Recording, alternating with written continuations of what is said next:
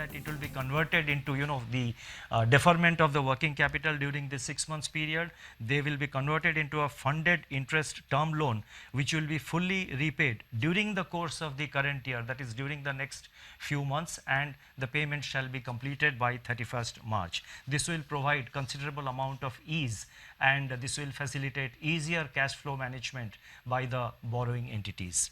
In view of the current difficulty in raising resources from capital markets, the group exposure limit of banks is being increased from 25% to 30% of eligible capital base for enabling the corporates to meet their funding requirement from banks.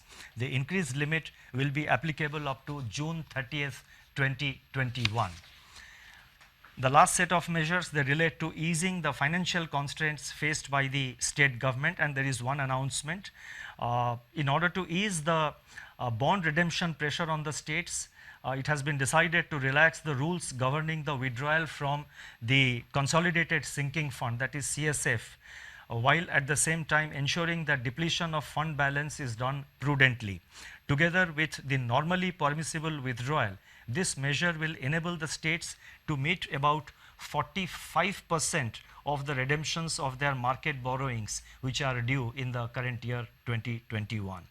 Detailed guidelines for all the above announcements will be issued separately. I now come to my concluding remarks.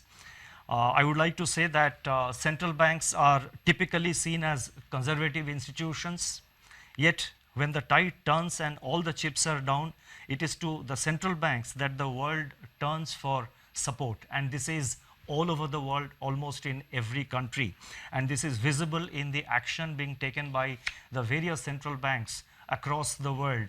And you would have noticed in India also the RBI is trying to take necessary measures, and we are, whatever maximum measures we are able to undertake, the RBI is at the forefront and is taking the measures. Going forward, as I have said, we will continue to be vigilant, and we will take whatever measures are necessary to meet the COVID related challenges which are ahead of us. As I have stated earlier, the RBI will continue to remain vigilant and in battle readiness to use all its instruments and even fashion new ones, as recent experience has demonstrated, to address the dynamics of the unknown future. The goal, as I have enunciated earlier, are: number one, to keep the financial system and financial markets sound, liquid, and smoothly functioning. Number two, to ensure access to finance to all, especially those that tend to get excluded by the financial markets. And three, and very important, to preserve financial stability.